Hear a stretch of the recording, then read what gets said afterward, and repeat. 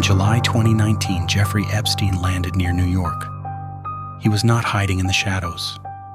He arrived by private jet. Federal agents were waiting. The door opened. The billionaire stepped out, and the past came with him. This was not just another arrest. It was a shockwave, through money, through power, through names people recognized. Epstein had spent years around influence, mansions, private flights, locked gates, quiet rooms. But now, the cameras were on him. Prosecutors accused him of sex trafficking minors. The words were impossible to ignore. The case was dark. The victims were real, and the system had failed them before. Years earlier, Epstein had walked away with a deal that many people still could not understand. But in 2019, the case came back. Louder, stronger, and harder to bury. Courtrooms filled, reporters waited outside. Cameras chased every movement. Powerful people went silent. Lawyers prepared statements. Investigators opened files. Survivors finally had the world listening. Epstein had built a life behind walls. Walls around his homes. Walls around his money. Walls around his secrets. But an indictment cut through them. Page by page. Charge by charge. The image of power began to crack. The private jet became evidence. The mansion became a crime scene. The rich man became a defendant. And suddenly the question was bigger than Epstein.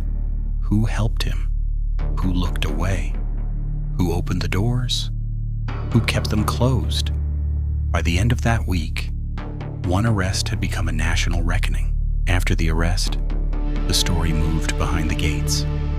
It moved to mansions, to flight records, to islands, to names investigators could not ignore. Epstein's world was built for distance. A private jet made distance disappear. A mansion made silence feel normal. A gate kept questions outside. And an island turned access into isolation. From the air, it looked almost unreal. Quiet water, dark beaches, lights behind locked doors. But investigators were not looking for beauty. They were looking for patterns. Who traveled, who arranged, who worked the doors, who kept the schedule. The records mattered, the flights mattered, the staff mattered, the rooms mattered. Because wealth was not just comfort, it was protection. It created distance from police, distance from reporters, distance from accountability. Survivors described a world that felt untouchable, a world of closed gates, silent phones, paid loyalty, and powerful access. Investigators traced the circle carefully, mansion by mansion, flight by flight, contact by contact. No single image explained it. The power was in the system. A jet here, a house there, a private room, a quiet assistant, a lawyer on standby, a document sealed away.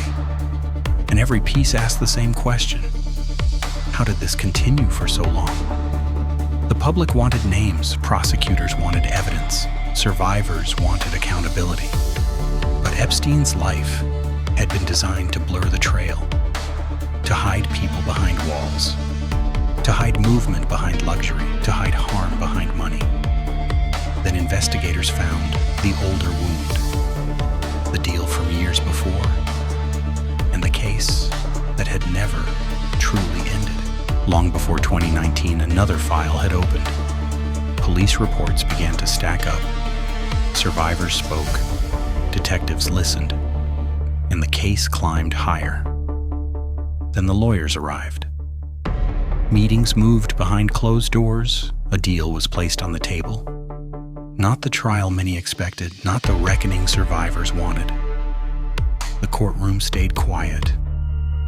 Epstein took punishment on paper, but the sentence looked different in practice.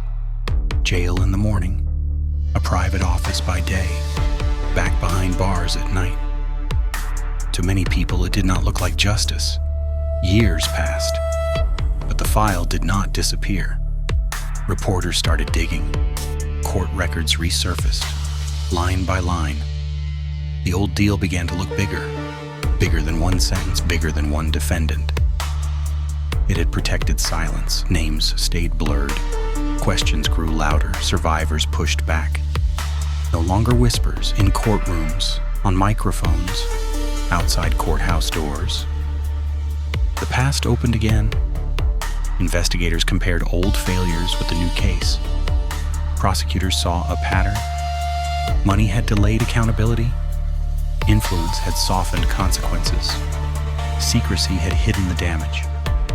And the system had looked away. The deal was meant to close the case. Instead, it became proof of the failure. In August 2019, the case was moving toward court. Prosecutors were preparing. Survivors were waiting. Names were still hidden in records. Then the story changed again. Epstein was found dead inside jail. Not in a mansion, not on an island, in federal custody. The official ruling was suicide, but the silence around it was explosive.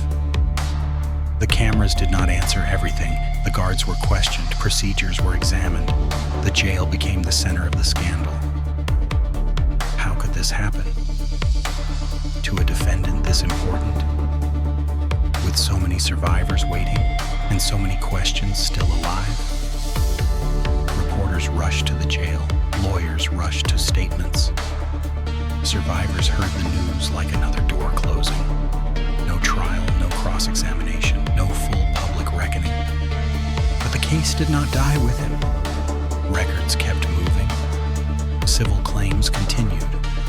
Associates faced scrutiny. The estate became a target. Sealed names became pressure points. Every document mattered. Every failure mattered. The story was no longer about one man. It was about protection, access, silence, and the cost of looking away. Epstein's money built walls. His death did not bring answers. It left survivors with a different fight. To be believed, to be heard, and to make the system answer.